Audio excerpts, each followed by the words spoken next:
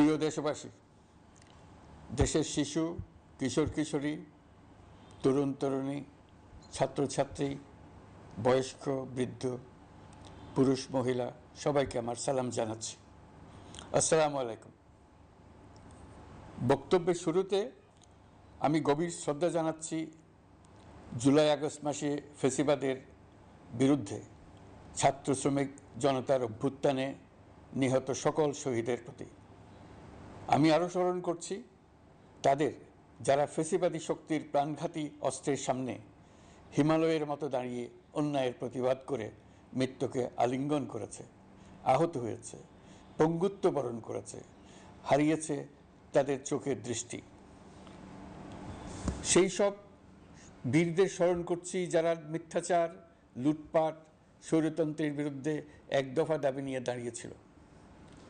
কৃতজ্ঞতা চিত্তে স্মরণ করছি আপনাদের ভাই বোনদের, আপনাদের সন্তানদের যারা এই বিপ্লবে অংশগ্রহণ করেছিল।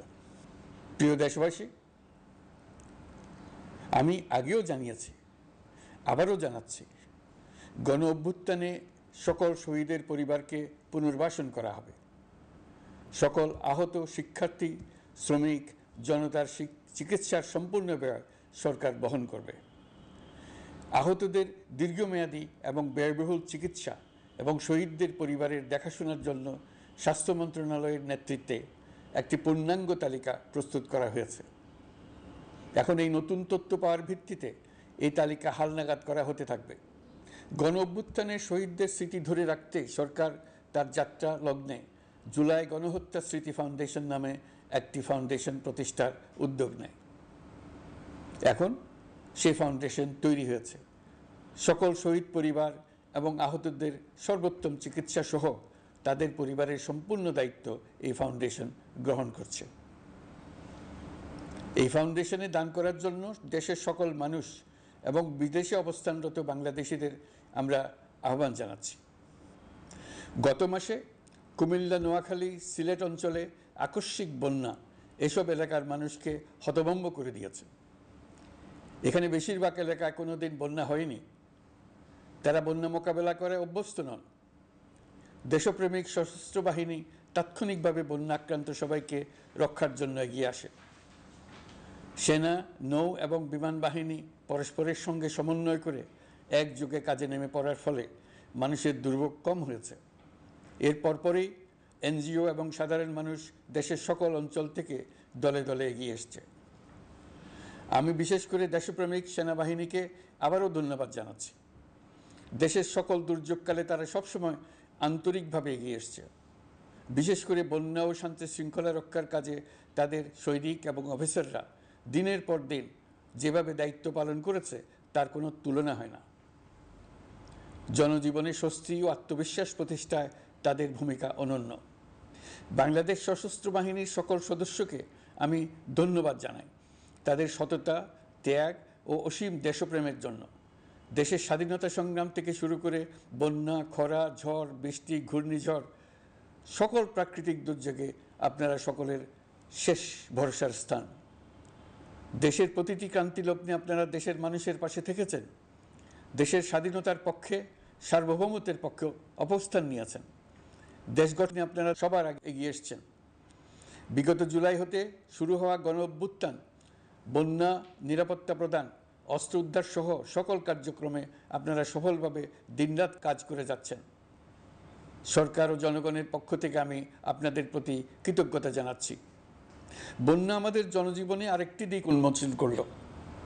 দেশের সকল জায়গায় মানুষের সক্রিয় সহানুভূতির জোয়ার উঠেছিল অবিশ্বাস্য মাত্রায়।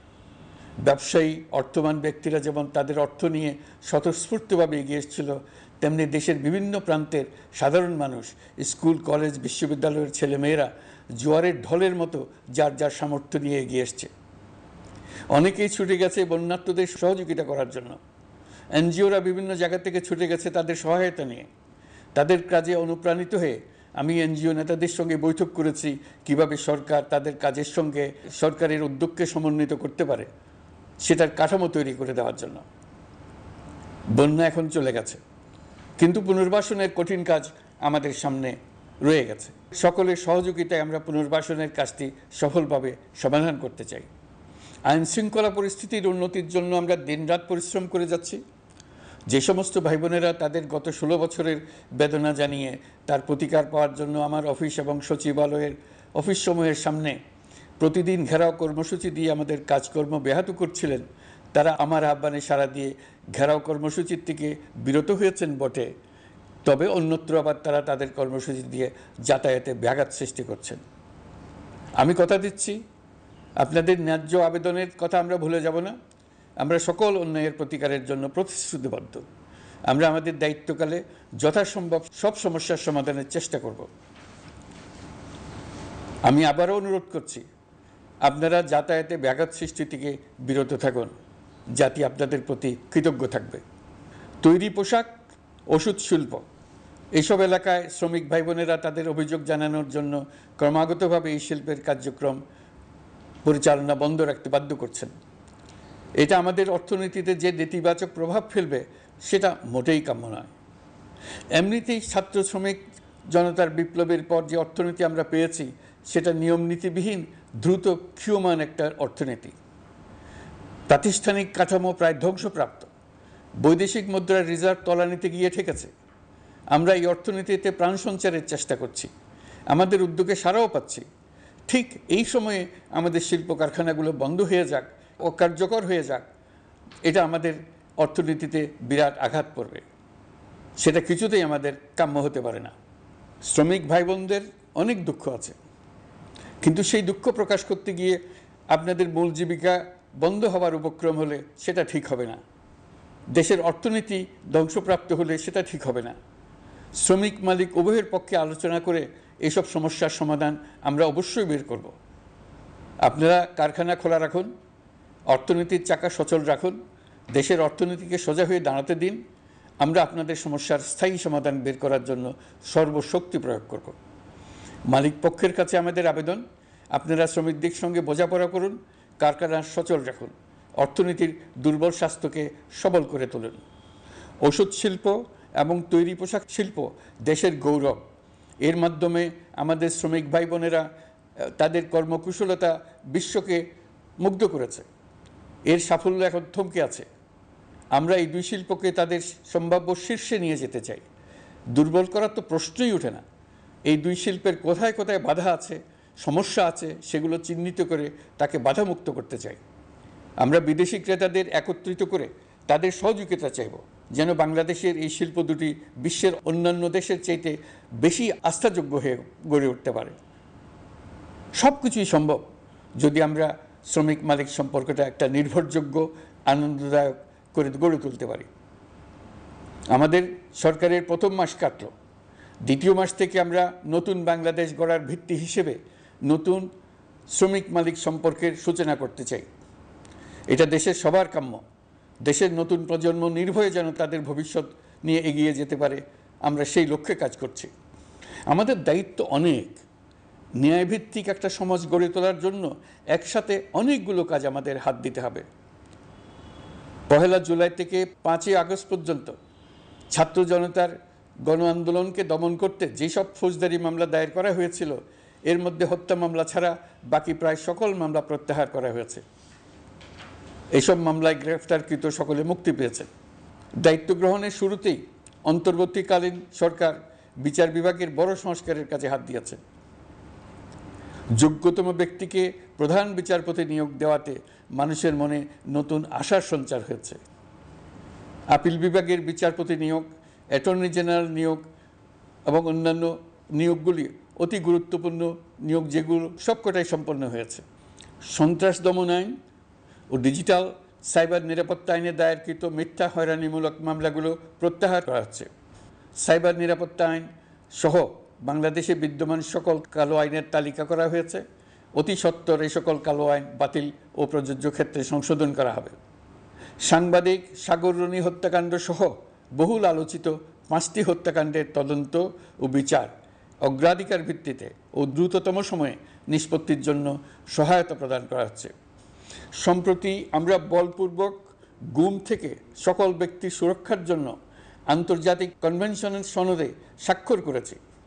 ফলে স্বৈরাচার দ্বারা প্রতিষ্ঠিত গুম সংস্কৃতির সমাপ্তি ঘটানোর জন্য আন্তর্জাতিকভাবে আমরা প্রতিজ্ঞাবদ্ধ হলাম।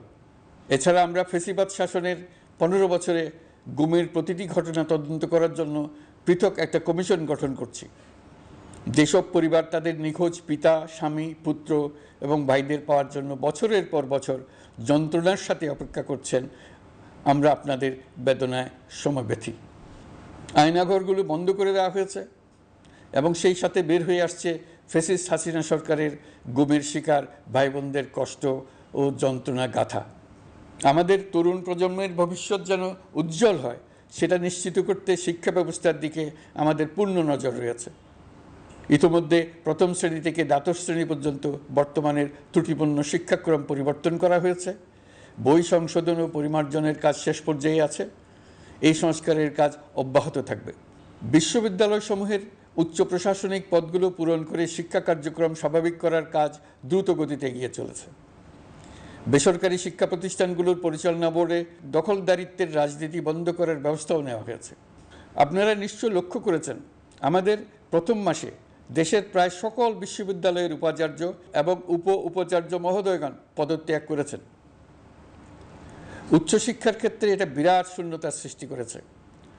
প্রথম মাসে আমরা ক্রমাগতভাবে প্রতিটি বিশ্ববিদ্যালয়ে সবার কাছে গ্রহণযোগ্য এমন উপাচার্য এবং উপাচার্য নিয়োগ দেওয়ার কাজ শুরু করেছে। এর ফলে সকল সরকারি এবং বেসরকারি বিশ্ববিদ্যালয়গুলোতে নতুন উদ্যমে কাজ শুরু করার পরিবেশ সৃষ্টি হয়েছে। সংবাদ মাধ্যম ও মত প্রকাশের পূর্ণ স্বাধীনতা ইতিমধ্যে নিশ্চিত করা হয়েছে। আমরা সবাইকে বলে দিয়েছি, আপনারা মন খুলে আমাদের সমালোচনা করুন, আমরা সবার মতামতের প্রতি শ্রদ্ধাশীল। মিডিয়া যাতে কোনো রকম বাধা বিপত্তি ছাড়া নির্বিঘ্নে তাদের কাজ করতে পারে, সেজন্য একটা মিডিয়া কমিশন গঠন করা সরকারের সক্রিয় বিবেচনাধীন। আরও যেসব কমিশন সরকার সহ অন্য সবাইকে জবাবদিহিতার আওতায় আনতে পারে, আমরা তাদের পুনর্গঠন ও সংস্কারের উদ্যোগ নিয়েছি, যাতে তারা আরও শক্তিশালী হয়, জনকল্যাণে কাজ করে। দায়িত্ব গ্রহণের পর বিভিন্ন দেশের সরকার প্রধান টেলিফোনে এবং শুভেচ্ছা বার্তা পাঠিয়ে আমাকে অভিনন্দন জানিয়েছেন। বিভিন্ন দেশের রাষ্ট্রদূত এবং হাই কমিশনার বৃন্দ আমার সাথে সাক্ষাৎ করে দ্বিপাক্ষিক সহযোগিতা বৃদ্ধির আশ্বাস দিয়েছেন। আমার অনুরোধে সংযুক্ত আরব আমিরাতের 57 জন বাংলাদেশি যারা ফ্যাসিবাদ বিরোধী বিক্ষোভে অংশগ্রহণ করা বিভিন্ন মেয়াদে কারাদণ্ডে দণ্ডিত হয়েছিলেন, তাদের সাধারণ ক্ষমা ঘোষণা করেছেন সে দেশের সরকার। ইতিমধ্যে তাদের কয়েকজন দেশে ফিরে এসেছেন। এই ক্ষমা প্রদর্শন ছিল অতি বিরল একটি ঘটনা। এই জন্য আমি সংযুক্ত আরব আমিরাতের রাষ্ট্রপতি শেখ মোহাম্মদ বিন জায়েদ আল নাহিয়ানকে ধন্যবাদ ও কৃতজ্ঞতা জানিয়েছি আপনাদের সবার পক্ষ থেকে। যে সমস্ত সরকার প্রধানের সঙ্গে আমার টেলিফোনে যোগাযোগ হয়েছে, তাদের মধ্যে রয়েছেন ভারতের প্রধানমন্ত্রী নরেন্দ্র মোদী, পাকিস্তানের প্রধানমন্ত্রী শাহবাজ শরীফ। আমরা ভারত এবং অন্যান্য প্রতিবেশী রাষ্ট্রসমূহের সঙ্গে সুসম্পর্ক চাই, তবে সেই সম্পর্ক হতে হবে ন্যায্যতা এবং সমতার ভিত্তিতে। ভারতের সাথে আমরা ইতিমধ্যে বন্যা মোকাবেলায় উচ্চ পর্যায়ে দ্বিপাক্ষিক সহযোগিতার আলোচনা শুরু করেছি। দক্ষিণ এশিয়ায় আঞ্চলিক সহযোগিতা বৃদ্ধির লক্ষ্যে আমি সার্ক রাষ্ট্রগোষ্ঠী পুনর্জীবিত করার উদ্যোগ নিয়েছি। আমরা চাই আমাদের দেশ যেন একটি গণতান্ত্রিক দেশ হিসেবে বিশ্বের কাছে সম্মানের সাথে পরিচিত হয়। দেশের পরিকল্পনা যেন দেশের মানুষ কেন্দ্রিক হয়, কোনো নেতা বা দল কেন্দ্রিক না হয়।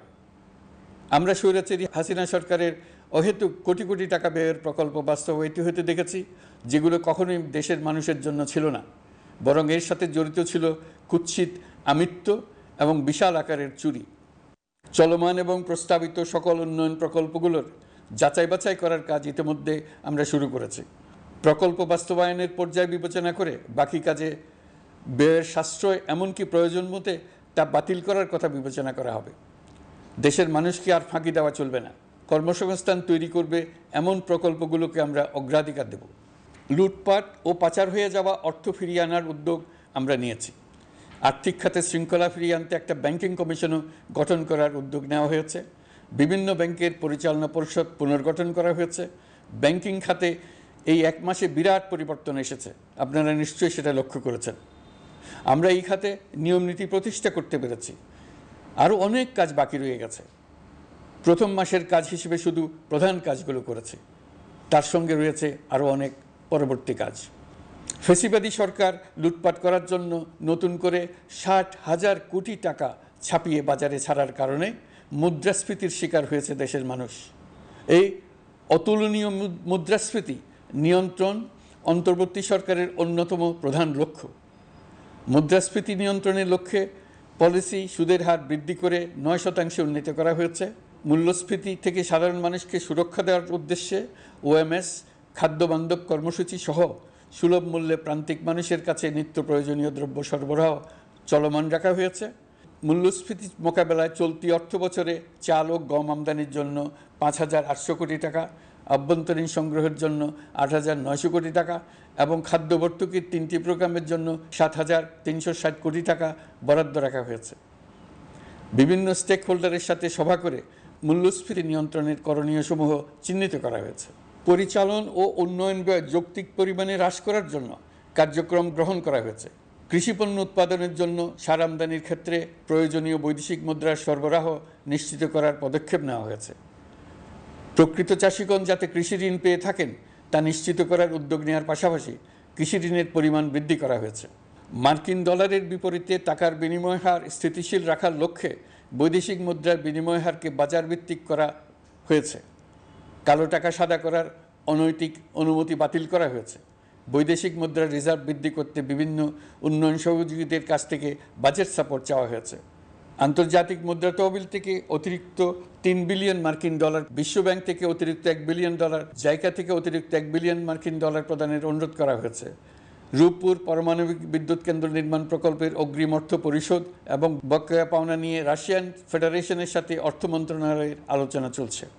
পাইপলাইনে থাকা 48 বিলিয়ন মার্কিন ডলার বৈদেশিক সহায়তা ব্যবহারের উদ্যোগ নেওয়া হয়েছে। মেগা প্রকল্পের নামে লুটপাট বন্ধের পাশাপাশি স্বাস্থ্য ও শিক্ষা খাতে বরাদ্দ বৃদ্ধির পরিকল্পনা গ্রহণ করা হয়েছে। বৈদেশিক মুদ্রার রিজার্ভের উপর চাপ কমানোর লক্ষ্যে রাশিয়া এবং চীন থেকে প্রাপ্ত ঋণের সুদের হার কমানো এবং ঋণের মেয়াদ বৃদ্ধির জন্য অনুরোধ জানানো হয়েছে। সকল উন্নয়ন সহযোগীদের সাথে সম্পর্ক আরও নিবিড় করার উদ্যোগ নেওয়া হয়েছে। সকল অর্থনৈতিক সূচক এবং পরিসংখ্যানের প্রকৃত মান বা সংখ্যা প্রকাশের জন্য নির্দেশনা প্রদান করা হয়েছে। জিডিপি, মূল্যস্ফীতি ইত্যাদি সঠিক উপাত্ত সংগ্রহ, প্রাক্কলন ও প্রকাশের জন্য নির্দেশনা দেওয়া হয়েছে। জাতীয় রাজস্ব বোর্ড এবং অর্থ বিভাগের রাজস্ব আয় সম্পর্কিত উপাত্তের মধ্যে পার্থক্য নিরসনে উদ্যোগ নেওয়া হয়েছে। প্রকৃত রপ্তানি আয় নিরূপণ এবং প্রকাশের নির্দেশনা দেওয়া হয়েছে। জাতীয় রাজস্ব বোর্ডের অটোমাইজেশনের লক্ষ্যে পরিকল্পনা গ্রহণ করা হয়েছে। পুঁজিবাজারকে স্বাভাবিক ধারায় ফিরিয়ে আনতে সিকিউরিটি এক্সচেঞ্জ কমিশন পুনর্গঠন করা হয়েছে। নিত্য প্রয়োজনীয় পণ্য সামগ্রীর সরবরাহ স্বাভাবিক রাখার নিমিত্তে ব্যবসায়ী, শিল্প মালিক ও ব্যবসায়ী সংগঠনের সাথে সভা করা হচ্ছে এবং তাদের মতামতের ভিত্তিতে বিভিন্ন ব্যবস্থা গ্রহণ করা হচ্ছে। বিদ্যমান মজুদ ও ঘাটতি মূল্যায়ন করে ভবিষ্যৎ চাহিদা পর্যালোচনা করে স্থানীয় উৎপাদন বৃদ্ধির পাশাপাশি আমদানি পর্যায়ে বিভিন্ন জটিলতা দূরীকরণ, বন্দর ও বড় মোকামসহ পরিবহন ব্যবস্থার বিভিন্ন সমস্যা সমাধানে সংশ্লিষ্ট সকল মন্ত্রণালয়, দপ্তর, বিভাগকে প্রয়োজনীয় নির্দেশ দেওয়া হয়েছে। এই জন্য তেল, চিনি, ডিম ও মাংস উৎপাদনকারী বৃহৎ প্রতিষ্ঠানসমূহের সাথে সভা ও মতবিনিময় করা হচ্ছে। নিত্য প্রয়োজনীয় কিছু দ্রব্যাদি যেমন পেঁয়াজ, আলু এসবের দাম আরও কমানোর জন্য বিদ্যমান শুল্ক হার হ্রাসের বিষয়ে এনবিআরকে প্রয়োজনীয় নির্দেশনা দেওয়া হয়েছে। ইতোমধ্যে এনবিআর পেঁয়াজ, আলু ও কতিপয় কীটনাশকের ক্ষেত্রে আমদানি শুল্ক হ্রাস এবং ক্ষেত্র বিশেষে রেগুলেটরি শুল্ক প্রত্যাহার করে এসআরও জারি করেছে। নিম্ন আয়ের 1 কোটি পরিবারকে টিসিবির মাধ্যমে হ্রাসকৃত মূল্যে কিছু পণ্য যেমন পরিবার প্রতি চাল মাসে 5 কেজি, সয়াবিন তেল মাসে 2 কেজি, মসুর ডাল মাসে 2 কেজি দেওয়া হচ্ছে। এটি সামনের দিনগুলোতে অব্যাহত রাখা হবে। সরকার দায়িত্ব গ্রহণের পর জনপ্রত্যাশা অনুযায়ী বিদ্যুৎ, জ্বালানি ও খনিজ সম্পদ মন্ত্রণালয় হতে বিদ্যুৎ ও জ্বালানির দ্রুত সরবরাহ বৃদ্ধি আইনের অধীনে চলমান সকল প্রকার নেগোসিয়েশন, প্রকল্প বাছাই এবং ক্রয় প্রক্রিয়াকরণ কার্যক্রম আপাতত স্থগিত করা হয়েছে। গত 1.5 দশকে এই আইন ব্যবহার করে লক্ষ কোটি টাকা লুটপাট হয়েছে। বিদ্যুৎ, জ্বালানি ও খনিজ সম্পদ মন্ত্রণালয়ের আওতাধীন কোম্পানিসমূহে অধিকতর স্বচ্ছতা ও জবাবদিহিতা আনার লক্ষ্যে কোম্পানিসমূহের পরিচালনা পর্ষদ পুনর্গঠন করা হয়েছে। প্রকৌশল, ভূতত্ত্ব এবং খনিজ হিসাব বিষয়ে অধ্যয়ন করেছে এমন ছাত্র প্রতিনিধি অন্তর্ভুক্ত করার জন্য উদ্যোগ গ্রহণ করা হয়েছে। এই খাতে অধিকতর সক্ষমতা, গতিশীলতা এবং জবাবদিহিতা নিশ্চিত করার লক্ষ্যে বিশেষজ্ঞগণের সমন্বয়ে একটি কমিটি গঠন করা হয়েছে। জ্বালানি তেলের মূল্য জনপ্রত্যাশা অনুযায়ী সহনশীল রাখতে অকটেন ও পেট্রোলের দাম ৬ টাকা, ডিজেল ও কেরোসিনের দাম ১ টাকা ২৫ পয়সা কমানো হয়েছে। ৩৭ দিন বন্ধ থাকার পর গত ২৫শে আগস্ট হতে মিরপুর ১০ ও কাজীপাড়া স্টেশন ছাড়া বাকি সব স্টেশনে মেট্রো রেল পুনরায় চালু করা হয়েছে। ভুয়া মুক্তিযোদ্ধাদের চিহ্নিত করার লক্ষ্যে বিশেষ করে মুক্তিযুদ্ধের সময় যাদের বয়স ১২.৫ বছরের কম ছিল তাদের মুক্তিযুদ্ধ তালিকা হতে বাতিলের জন্য সুপ্রিম কোর্টে লিভ টু আপিলের পদক্ষেপ গ্রহণ করা হয়েছে। মুক্তিযোদ্ধা কল্যাণ ট্রাস্টের আওতাধীন বেদখলকৃত স্থাবর সম্পত্তি উদ্ধারে প্রয়োজনীয় ব্যবস্থা গ্রহণ করা হয়েছে। গৃহায়ন ও গণপূর্ত মন্ত্রণালয় কর্তৃক গৃহীত বরিশাল, রংপুর, ময়মনসিংহ উন্নয়ন কর্তৃপক্ষ আইন এর খসড়া তৈরির কার্যক্রম নেওয়া হয়েছে। পূর্বাচল নতুন শহর প্রকল্প, ঢাকার আশেপাশে স্যাটেলাইট সিটি নির্মাণের রোডম্যাপ চূড়ান্তকরণের উদ্যোগ নেওয়া হয়েছে। বিধি বহির্ভূত প্রদত্ত প্লট ও ফ্ল্যাটের বরাদ্দ বাতিলের উদ্যোগ নেওয়া হয়েছে। প্রিয় দেশবাসী, আপনাদের আমাদের সন্তানদের জন্য একটি গণতান্ত্রিক বাংলাদেশের রূপরেখা তৈরি করতে আমরা দৃঢ় প্রতিজ্ঞ। আর যেন আমাদের কোনো স্বৈরাচারের হাতে পড়তে না হয়।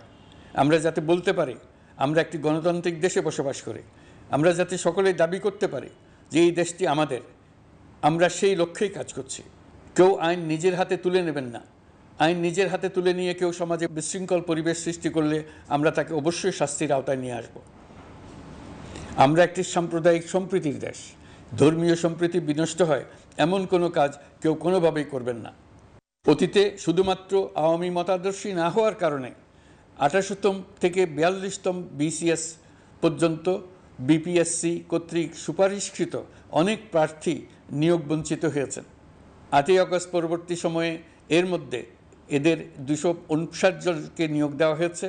মাঠ প্রশাসনকে জনবান্ধব এবং দুর্নীতিমুক্ত জবাবদিহিমূলকভাবে গড়ে তোলার জন্য সব ধরনের উদ্যোগ নেওয়া হয়েছে।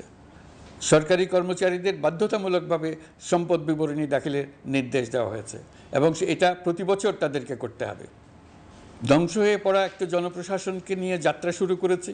মন্ত্রণালয়গুলোর উচ্চতম পদে যারা নিয়োজিত ছিলেন তারা অনেকে দায়িত্ব ছেড়ে চলে গেছেন, কিংবা পদে থাকলেও সহকর্মীদের চাপের মুখে কাজ করতে পারছিলেন না, বাধ্য হয়ে পদত্যাগ করেছেন।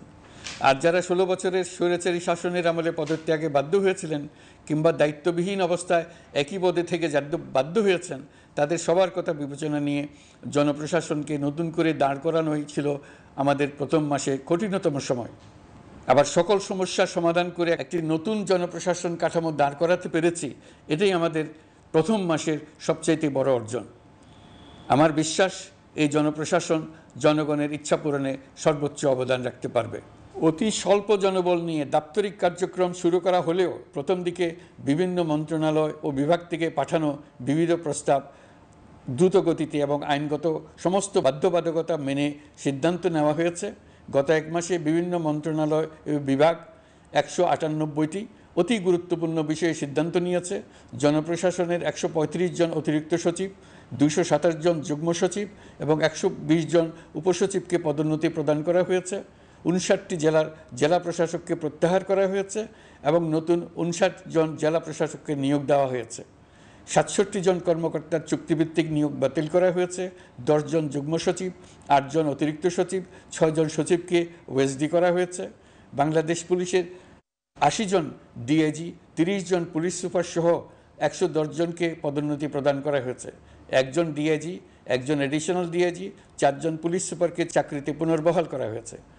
আইজিপি সহ ১০ জন অতিরিক্ত আইজি, ৮৮ জন ডিআইজি, ২১ জন এডিশনাল ডিআইজি, ১৭৭ জন পুলিশ সুপার সহ মোট ২৯৭ জন কর্মকর্তাকে বদলি করা হয়েছে। ছাত্র শ্রমিক জনতার বিপ্লবের মূল লক্ষ্য ছিল গণভবন। এটা ছিল স্বৈরাচারের কেন্দ্রবিন্দু। এই সরকার বিপ্লবের প্রতি সম্মান দেখিয়ে গণভবনকে বিপ্লবের জাদুঘর হিসেবে ঘোষণা দিয়েছে। ছাত্র জনতার ক্ষোভকে স্থায়ীভাবে তুলে ধরার জন্য গণভবনের আর কোনো সংস্কার করা হবে না। ছাত্র জনতার ক্ষোভের মুখে তা যে অবস্থায় দাঁড়িয়েছিল সেই অবস্থায় তাকে রাখা হবে। যেসব মূল্যবান সামগ্রী জনতা নিয়ে গিয়েছিল সেগুলো অনেক ফেরত দিয়ে গেছেন। যারা নিয়ে গিয়েছেন তারা নিজেরাই ফেরত দিয়ে গেছেন। তাদের আমরা দেশবাসীর পক্ষ থেকে ধন্যবাদ জানাচ্ছি। আরও কিছু জিনিস পাওয়া যায়নি। যারা নিয়ে গেছেন তাদের কাছে আমাদের অনুরোধ থাকবে তারা যেন এইসব সামগ্রী ফেরত দিয়ে যান। আমরা উল্লেখ করব এইসব বিক্ষুব্ধ জনতা নিয়ে গিয়েছিল, কিন্তু বিজয়ের পর তারা আবার জাদুঘরে প্রতি সম্মান দেখিয়ে এগুলো ফেরত দিয়ে গিয়েছেন। আমরা নতুন বাংলাদেশকে একটা পরিবেশ বান্ধব এবং জীববৈচিত্র্যময় দেশ হিসেবে গড়ে তোলার উদ্যোগ নিয়েছি। এটি তরুণদের আকাঙ্ক্ষা, আমাদের সবারই আকাঙ্ক্ষা। সেই লক্ষ্যে আমি প্রথমেই একটি ক্ষুদ্র পদক্ষেপ নিয়েছি। আমার বাসভবন এবং সমগ্র সচিবালয়ে প্লাস্টিকের পানির বোতল ব্যবহার নিষিদ্ধ করেছে। ইতিমধ্যে সুপার শপগুলোতে পলিথিনের শপিং ব্যাগ ব্যবহার বন্ধ করার উদ্যোগ নেওয়া হয়েছে। গত কয়েক দশকে যে পরিমাণ নদী দূষণ হয়েছে, আমরা তা বন্ধ করার উদ্যোগ নিয়েছি। আমরা সংস্কার চাই। আমাদের একান্ত অনুরোধ, আমাদের উপর যে সংস্কারের গুরু দায়িত্ব দিয়েছেন, সেই দায়িত্ব দিয়ে আপনারা দর্শকের গ্যালারিতে চলে যাবেন না। আপনারা আমাদের সঙ্গে থাকুন, আমরা একসঙ্গে সংস্কার করব। এটা আমাদের সবার দায়িত্ব। আপনারা নিজ নিজ জগতে সংস্কার আনুন। একটা জাতির সংস্কার শুধু সরকারের সংস্কার হলে হয় না। আপনি ব্যবসায়ী হলে আপনার ব্যবসায়ী সংস্কার আনুন। ব্যবসায়ী গোষ্ঠীরা তাদের নিজ নিজ সমিতির মাধ্যমে সংস্কার আনুন। সমিতিতে সংস্কার আনুন। নতুন করে সমিতি গঠনতন্ত্র সংশোধন করুন। আপনি শ্রমিক হলে আপনার ক্ষেত্রে আপনি সংস্কার করুন। আপনি রাজনৈতিক নেতাকর্মী হলে আপনার ক্ষেত্রে সংস্কার করুন। আপনি প্রতিষ্ঠান প্রধান হলে আপনার প্রতিষ্ঠানে সংস্কার আনুন। আমি এটাকে সুযোগ হিসেবে গ্রহণ করার জন্য সবাইকে আহ্বান জানাচ্ছি। এই সংস্কারের মাধ্যমে আমরা জাতি হিসেবে নতুনভাবে যাত্রা শুরু করতে চাই। আমাদের এই যাত্রা আমাদেরকে পৃথিবীর একটা সম্মানিত জাতি হিসেবে প্রতিষ্ঠিত করুক, এটাই আমাদের সবার কাম্য, এটাই আমাদের সবার লক্ষ্য। গত এক মাসে আমি বেশ কিছু রাজনৈতিক দলের সঙ্গে পৃথকভাবে বসছি, তাদের সঙ্গে মতামত বিনিময় করেছি। তারা আমাদের উৎসাহিত করেছেন, ছাত্র শ্রমিক জনতার বিপ্লবের লক্ষ্যের প্রতি সমর্থন জানিয়েছেন, সংস্কারের কাজে পূর্ণ সহযোগিতার দেওয়ার আশ্বাস দিয়েছেন। আমি দেশের বিশিষ্ট সম্পাদক বৃন্দের সঙ্গে মত বিনিময় করেছি, তারাও সংস্কারের কাজে পূর্ণ সহযোগিতা দেওয়ার আশ্বাস দিয়েছেন। তারা বিভিন্ন বিষয়ে মূল্যবান পরামর্শ দিয়েছেন। সবার পরামর্শ নিয়ে এখন আমাদের অগ্রসর হওয়ার পালা। আমি বিশিষ্ট ব্যবসায়ীদের সঙ্গে বৈঠক করেছি, তাদের কাছে আমাদের সরকারের লক্ষ্যগুলো ব্যাখ্যা করেছি, তারাও আমাদের লক্ষ্যের সঙ্গে একমত প্রকাশ করেছেন। আপনারা জানেন, ছাত্র শ্রমিক জনতার ঐতিহাসিক জুলাই গণ অভ্যুত্থানের মুখে এবং হাজারো মানুষের আত্মদানের বিনিময়ে বাংলাদেশে ফ্যাসিস্ট সরকারের পতন হয়েছে। এই গণ অভ্যুত্থানের বার্তা ও আকাঙ্ক্ষা বাস্তবায়নের জন্য একটি অভূতপূর্ব সময় ও সুযোগ আমরা এর মধ্য দিয়ে অর্জন করেছি। এর বাস্তবায়ন তথা বাংলাদেশের ফ্যাসিজম বা স্বৈরতান্ত্রিক শাসন পুনরাবৃত্তির আশঙ্কা রোধ এবং জনমালিকানা ভিত্তিক কল্যাণমুখী জনস্বার্থে নিবেদিত একটি রাষ্ট্র ব্যবস্থা প্রবর্তনের লক্ষ্যে কিছু জাতীয় ভিত্তিক সংস্কার সম্পন্ন করা জরুরি হয়ে পড়েছে। উক্ত সংস্কার ভাবনার অন্যতম কেন্দ্রবিন্দু হচ্ছে সুষ্ঠু নির্বাচন ব্যবস্থা, সুশাসন প্রতিষ্ঠা করা। আমরা যেহেতু জনগণের ভোটাধিকার ও জনগণের মালিকানায় বিশ্বাস করি, সেহেতু নির্বাচন ব্যবস্থার উন্নয়নে আমাদের সংস্কার ভাবনায় গুরুত্ব পেয়েছে অধিক। আমরা মনে করি নির্বাচনের নামে সংখ্যাগরিষ্ঠতার একাধিপত্য ও দুঃশাসন মানুষের উপর চাপিয়ে দেওয়া বা এর মাধ্যমে এক ব্যক্তি বা এক পরিবার বা কোনো গোষ্ঠীর কাছে সকল ক্ষমতা কক্ষীগত করে রাখার কোনো ক্রমেই গ্রহণযোগ্য নয়। এসব আশঙ্কা রোধ করার জন্য নির্বাচনের সাথে সম্পর্কিত নির্বাচন কমিশন সহ অন্যান্য প্রতিষ্ঠানগুলোর সংস্কারের কথা আমরা ভাবছি। নির্বাচন ব্যবস্থার সাথে সম্পর্কিত প্রতিষ্ঠান হিসেবে পুলিশ প্রশাসন, জনপ্রশাসন, বিচার প্রশাসন, দুর্নীতি দমন কমিশন এই 4টি প্রতিষ্ঠানের সংস্কার করা সুষ্ঠু ও অবাধ নির্বাচনের জন্য অপরিহার্য। এসব প্রতিষ্ঠানের সংস্কার জনমালিকানা ভিত্তিক, জবাবদিহিমূলক এবং কল্যাণমূলক রাষ্ট্র ব্যবস্থা প্রতিষ্ঠায় অবদান রাখবে বলে আমি বিশ্বাস করি। এর পাশাপাশি সমাজের সকল স্তরের মানুষের প্রতিনিধিত্ব ও স্বার্থ নিশ্চিত করার জন্য এবং জুলাই গণ অভ্যুত্থানের বার্তাকে প্রতিফলিত করার জন্য সাংবিধানিক সংস্কারের প্রয়োজন আমরা অনুভব করছি। এসব বিষয়ে সংস্কার করার প্রাথমিক পদক্ষেপ হিসেবে আমরা প্রাথমিকভাবে 6টি কমিশন গঠন করার সিদ্ধান্ত নিয়েছি। এসব কমিশনের কাজ পরিচালনার জন্য বিষয়ভিত্তিক অভিজ্ঞতা বিবেচনা করে 6 জন বিশিষ্ট নাগরিকের নেতৃত্বে এই কমিশনগুলো পরিচালনা করার দায়িত্ব দিয়েছি। এরপর আরও বিভিন্ন বিষয়ে কমিশন গঠন করার প্রক্রিয়া আমরা অব্যাহত রাখব। নির্বাচন ব্যবস্থা সংস্কার কমিশনের প্রধান হিসেবে দায়িত্ব পালন করবেন ডক্টর বদিউল আলম মজুমদার। পুলিশ প্রশাসন সংস্কার কমিশনের প্রধান হিসেবে কাজ করবেন জনাব সরফরাজ চৌধুরী। বিচার বিভাগ সংস্কার কমিশনের প্রধান হিসেবে দায়িত্ব পালন করবেন বিচারপতি শাহ আবু নাঈম মমিনুর রহমান। দুর্নীতি দমন সংস্কার কমিশনের প্রধান হিসেবে দায়িত্ব পালন করবেন ডক্টর ইফতেখারুজ্জামান। জনপ্রশাসন সংস্কার কমিশনের প্রধান হিসেবে দায়িত্ব পালন করবেন জনাব আব্দুল মুহিত চৌধুরী। সংবিধান সংস্কার কমিশনের প্রধান হিসেবে দায়িত্ব পালন করবেন ডক্টর শাহদিন মালিক। এসব কমিশনের অন্য সদস্যদের নাম কমিশন প্রধানদের সাথে আলোচনা করে ঠিক করা হবে। কমিশনগুলোর আলোচনা ও পরামর্শ সভায় উপদেষ্টা পরিষদের সদস্য, ছাত্র, শ্রমিক জনতা আন্দোলনের প্রতিনিধি, নাগরিক সমাজ ও রাজনৈতিক দলের প্রতিনিধিরা উপস্থিত থাকবেন। পূর্ণাঙ্গভাবে গঠিত হওয়ার পর কমিশন আনুষ্ঠানিকভাবে তাদের কাজ আগামী 1 অক্টোবর থেকে শুরু করতে পারবে বলে আমি আশা করছি এবং এটি পরবর্তী 3 মাসের মধ্যে সম্পন্ন হবে বলে আমরা ধারণা করছি। কমিশনের রিপোর্টের ভিত্তিতে সরকার পরবর্তী পর্যায়ে প্রধান রাজনৈতিক দলগুলোর সাথে পরামর্শ সভার আয়োজন করবে। চূড়ান্ত পর্যায়ে ছাত্র সমাজ, নাগরিক সমাজ, রাজনৈতিক দলের প্রতিনিধি, সরকারের প্রতিনিধি নিয়ে ব্যাপক ভিত্তিক 3 থেকে 7 দিন ব্যাপী একটি পরামর্শ সভার ভিত্তিতে সংস্কার ভাবনার রূপরেখা চূড়ান্ত করা হবে। এতে এই রূপরেখা কীভাবে বাস্তবায়ন হবে তার একটি ধারণাও দেওয়া হবে। এই আয়োজন জুলাই গণঅভ্যুত্থানের বার্তা বাস্তবায়ন ও রাষ্ট্র পুনর্নির্মাণ তাগিদের ঐক্যবন্ধনে গোটা জাতিকে শক্তিশালী ও আশাবাদী করে তুলবে বলে আমাদের বিশ্বাস। প্রিয় দেশবাসী, আমাদের সামনে অনেক কাজ। সবাই মিলে একই লক্ষ্যে আমরা অগ্রসর হতে চাই। আমাদের মধ্যে, বিশেষ করে আমাদের নতুন প্রজন্মের মধ্যে যে সুপ্ত প্রতিভা লুকিয়ে আছে সেটা যেন বিনা বাধায় রাষ্ট্রের এবং সমাজের সহযোগিতায় প্রকাশ করতে পারি, সেই সুযোগের কাঠামো তৈরি করতে চাই। সকলে মিলে আমাদের পরিবারের প্রতিটি সদস্যকে, সে ঝাড়ুদার হোক, ছাত্র হোক, শিক্ষক হোক, যে কোনো ধর্মের হোক, সবার সমান অধিকার নিশ্চিত করতে চাই। এই হলো আমাদের সংস্কারের মূল লক্ষ্য। আসুন ছাত্র শ্রমিক জনতার এই বিপ্লবের লক্ষ্যকে আমরা দ্রুত বাস্তবায়ন করি। আমাদের প্রথম মাসে আমরা যেই গতিতে, যে উদ্যম নিয়ে কাজ এগিয়ে নিয়ে যাওয়ার কথা চিন্তা করেছিলাম সেটা হয়তো করতে পারিনি বাস্তব অবস্থার পরিপ্রেক্ষিতে। দেশের আইনশৃঙ্খলা পরিস্থিতি স্বাভাবিক রাখা গেলে আশা করি আমরা আমাদের গতি অনেক বাড়াতে পারব। এই জন্য দেশের সকল মানুষের কাছে, শিক্ষক, ছাত্রছাত্রী, কৃষক, শ্রমিক, পেশাজীবী, বড় ব্যবসায়ী, ক্ষুদ্র ব্যবসায়ী, দিনমজুর, গৃহিণী, সকলের সহযোগিতা চেয়েছি। আমাদের কাজ বড় কঠিন, কিন্তু জাতি হিসেবে এবার ব্যর্থ হওয়ার কোনো অবকাশ আমাদের নেই। আমাদেরকে সফল হতেই হবে। এই সাফল্য আপনাদের কারণেই আসবে, আপনার সহযোগিতার কারণেই আসবে। আমাদের কাজ হবে আপনার আমার স্বপ্নকে বাস্তবে রূপায়িত করা। এখন আমরা আমাদের 2য় মাস শুরু করছি। আমাদের 2য় মাসে যেন আপনাদের মনে দৃঢ় আস্থা সৃষ্টি করতে পারি, সেই চেষ্টা করে যাব।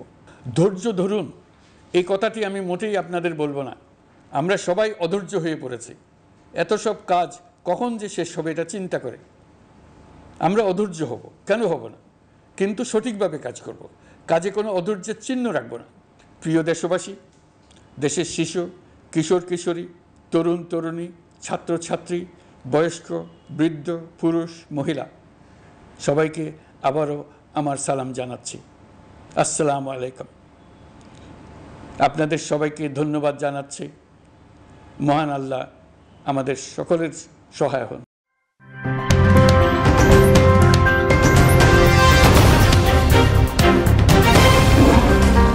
Voice of Tiger.